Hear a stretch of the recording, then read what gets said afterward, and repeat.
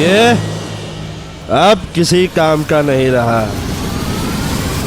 शराब के नशे ने इसे नकारा कर दिया है।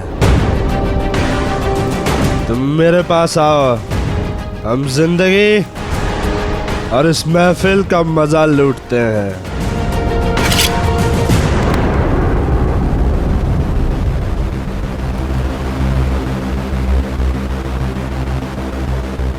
शाह फिलिप का मुहाफिज कभी अपने होश नहीं खोता। काश तुमने यह समझा होता कि जिसने शाह की हिफाजत की हो वो शराब के शिकंजे में नहीं फंसते। और तुम अभी कुछ वक्त पहले ही महखाने में आए हो, है ना? और ये तुम्हारा पहला जाम है।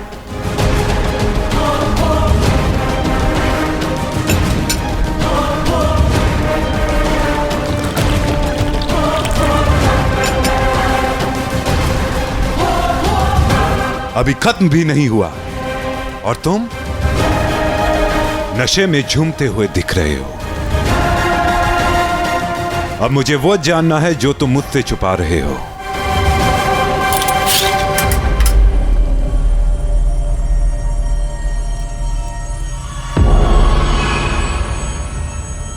इतनी आसानी से मौत नहीं मिलेगी तुम्हें। तुम्हारी सांस जाने से पहले मुझे वो बताएगी कि तुम्हें यहां किसने भेजा है और क्यों।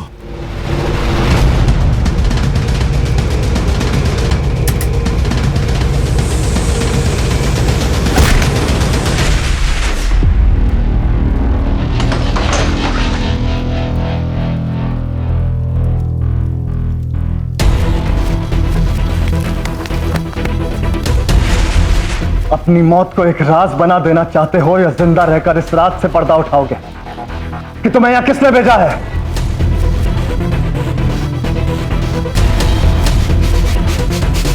अटेलस चाहता था कि मैं पोजोनियस को खत्म कर दूं।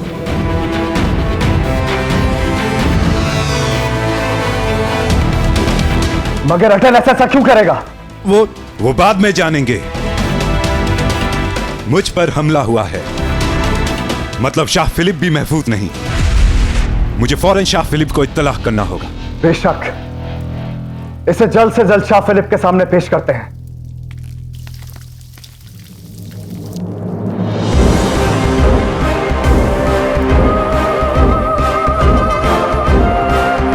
तो अब खेल शुरू हुआ है फेस्टियन।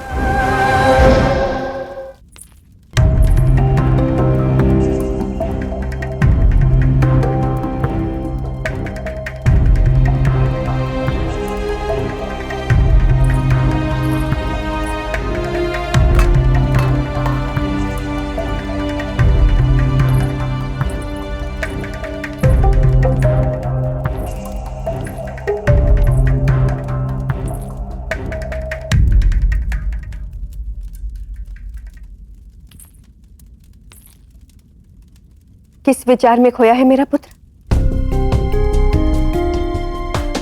मां, मैं 10 लोग में किसी को बिना कुछ बताए यहां चला आया। ना जाने वो लोग मेरे बारे में क्या सोच रहे होंगे। मैं सोच रहा हूं कि मैं 10 लोग हुआ हूं। अवश्य जाना चाहिए, किंतु इतनी लंबी यात्रा तेरा पुत्र भूखे पेट करेगा? आओ।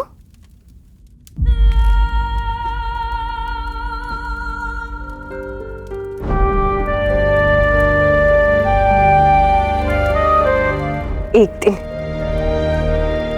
बिना ये जाने कि मैं तुम्हारी मां हूं, तुमने मुझे अपने हाथों से भोजन करवाया था।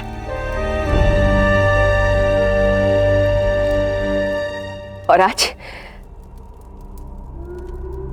मैं अपने हाथों से तुम्हें भोजन खिलाऊंगी।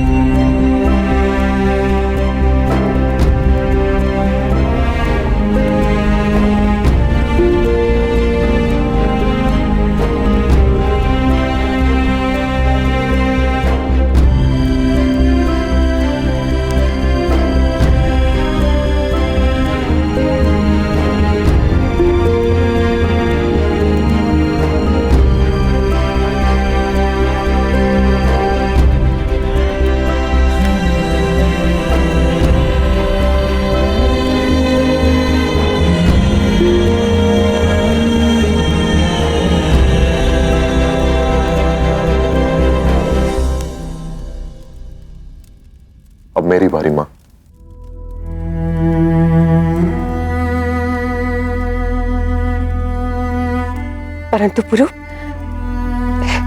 मैंने भोजन कर लिया है। मैं तुम्हारी तरह साहसी नहीं हूं जो भोजन की चौकी छोड़कर चला जाए। आप में इतना बल नहीं है मां कि आपका बेटा भूखे पेट उड़ जाए और आप पेट भरकर भोजन करें। तुम्हें कैसे पता? बेटा हूं ना आपका।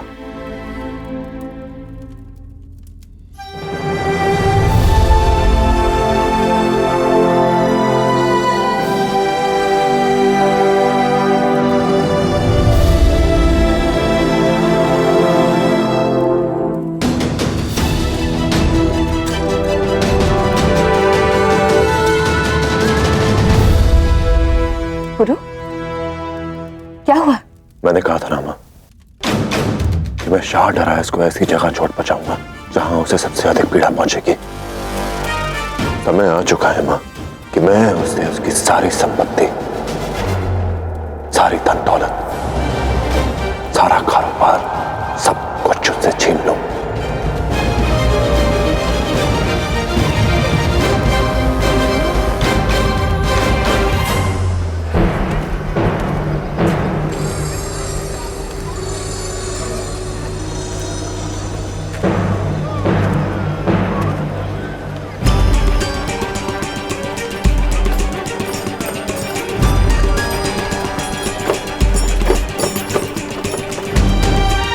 भाई साहब, ये सामग्री कहाँ जा रही? पौरव भंडार में। मुझे मसाले खरीदने हैं, किंतु मात्रा बहुत अधिक है। कहाँ से लेना उचित होगा? ये अन्न की बोरियां कहाँ जा रही है? सज्जन, 10 मन चावल खरीदने हैं, कहाँ प्राप्त होंगे?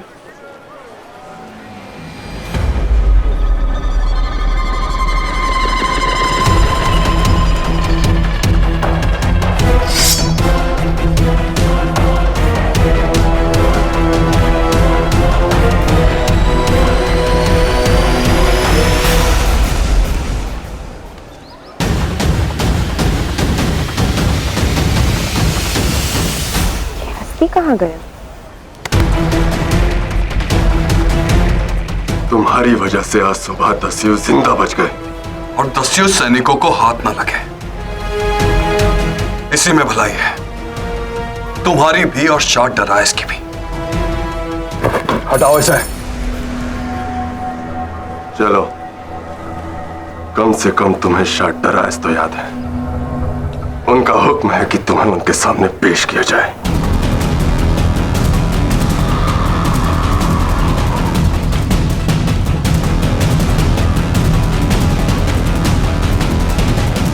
अभी ये संभव नहीं है, रात्रि में सबके सोने के बाद आता।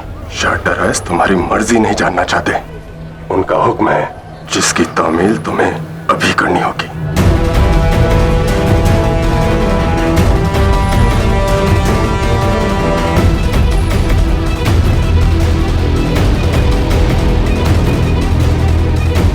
ठीक है, अभी मेरे साथ ही हैं। किसी ने देख लिया तो गड़बड़ हो सकती है। अवसर मिलते ही तुरंत आता हूं।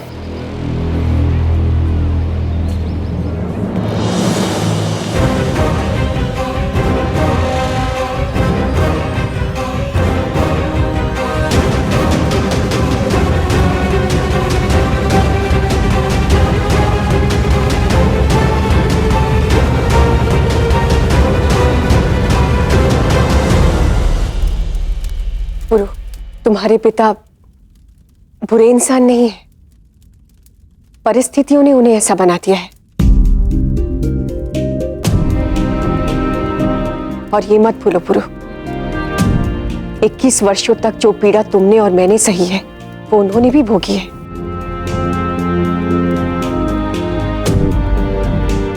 राजा है ना, स्वयं को कठोर बनाकर रखना पड़ता है उन्हें, इसीलिए अपनी भावनाओं को व्यक्त नहीं कर पाते। और फारसियों की दुर्भावनाओं को तो वो समझ सकते हैं ना मां।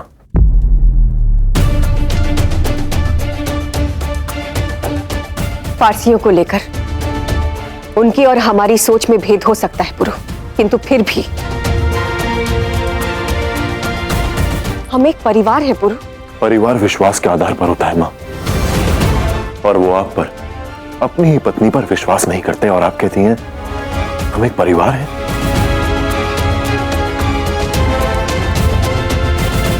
मैं महाराज मम्मी को अपना पिता कभी नहीं स्वीकारूंगा।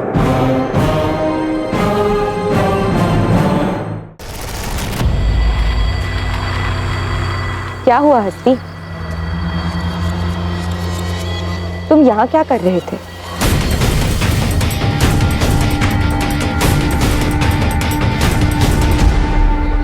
वो मैं परराष्ट्र के भंडारों का पता पूछ रहा था।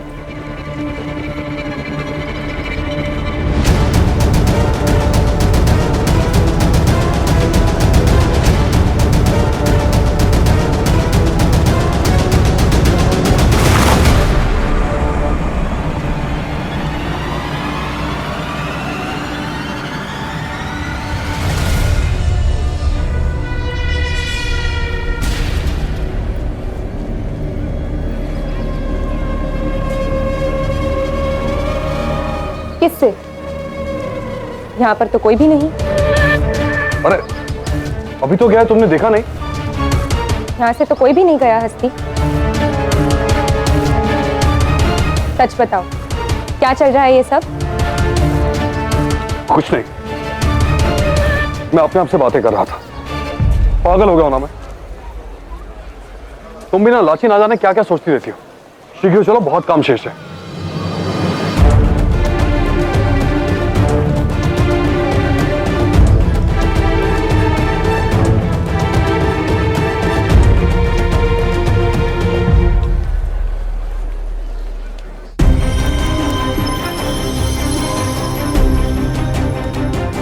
जानती हूं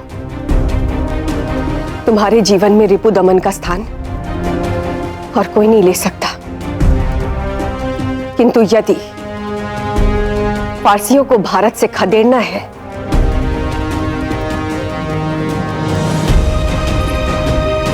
तो हम सभी को अपना आपसी मतभेद भुलाकर एकजुट होकर यह कार्य करना पड़ेगा पुरु। नहीं तो जिस प्रकार 21 वर्ष पूर्व हमें तोड़ने के लिए उन्होंने शिवदस्यु का उपयोग किया था, इस बार किसी और को अपने लाभ के लिए उपयोग करेंगे पुरु।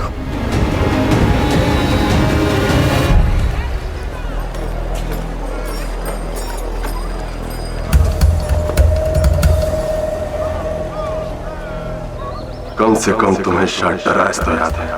उनका हुक्म है कि तुम्हें उनके सामने पेश किया जाए। क्या करूं, कैसे जाऊं पारो महल की ओर?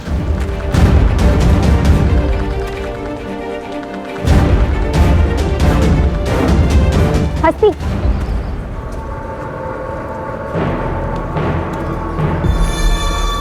हस्ती, ये दोनों बैलगाड़ियां विपरीत दिशा में जा रही है। हो सकता है इनमें से एक औरत गोदाम की ओर जाए। तुम इसका पीछा करो, मैं उस वाहन के पीछे जाती हूँ। ठीक है।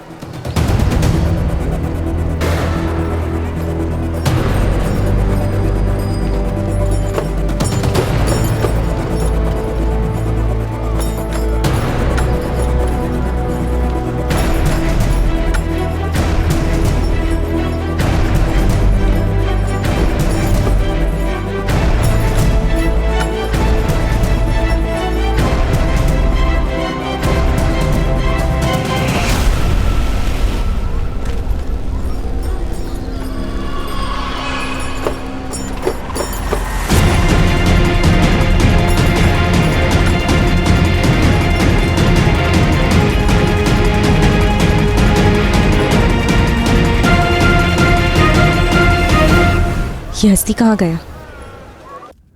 उचित काम आपने। शाह डराइस उनमें से नहीं जो चुपचाप बैठ जाए। वो अवश्य ही ऐसे व्यक्ति को खोजकर हमारे विरुद्ध खड़ा कर देगा जिससे वो लाभ उठा सके। इसीलिए इससे पहले कि वो कोई योजना बनाए, हमें उस पर ऐसा प्रहार करना होगा जिससे उसे सबसे अधिक नुकसान पहुंचे। और क्या है तुम्हारी योजना पुरु?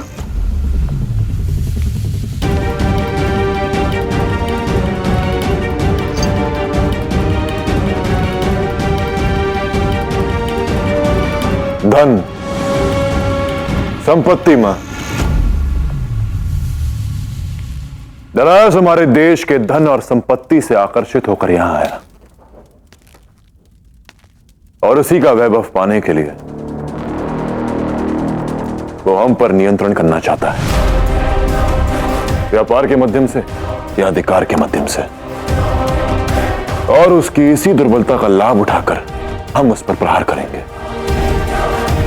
व्यापार और धन की धरती जब उसके पैरों तले खिसकेगी, तब अधिकार का स्वप्न अपने आप घुटनों पर आ जाएगा। परंतु पुरु, किसी को यह ज्ञात नहीं है कि डरायस अपना धन छुपाकर कहां रखता है। यही तो मैं भी जानना चाहता हूं मां, कि शाह डरायस ने लूट का माल कहां छिपाकर रखा है। बस एक बार मुझे ज्ञात हो जाए, फिर जितना माल शाह डरायस ने हमसे लूटा है वो सूद समेत मैं उससे वापस लूंगा। डरायस एक धूर्त इंसान है पुरु। उसने अधिक लोगों को यह नहीं बताया होगा कि वो अपना धन कहां छुपा कर रखता है। इसीलिए हमें एक ऐसे फारसी व्यक्ति की आवश्यकता होगी जो उसका विश्वास पात्र हो। मैं एक ऐसे व्यक्ति को जानता हूं मां।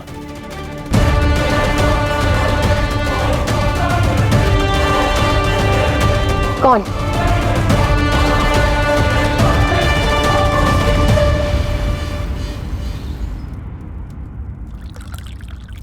चल। हुजूर, हुजूर मुझे बचाइए, हुजूर मुझे बचाइए। हुआ क्या है? क्लीटस ने मुझ पर जानलेवा हमला किया था हुजूर। तुमने ऐसा क्यों किया क्लीटस?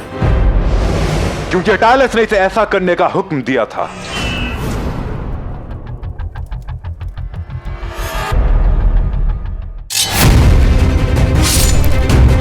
तुम्हें तो चोट लगी राजकुमारी, उपचार की आवश्यकता है। नहीं, मैं ठीक हूं। एक अवसर देकर देखो कि एक भारतीय उपचार कैसे करता है।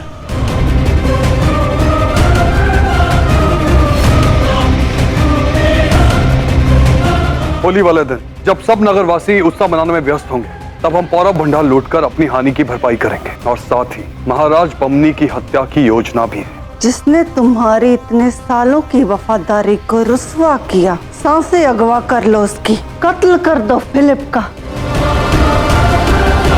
इस बार होली के रंग में बमनी और पूर्व के खून का रंग मिला होगा।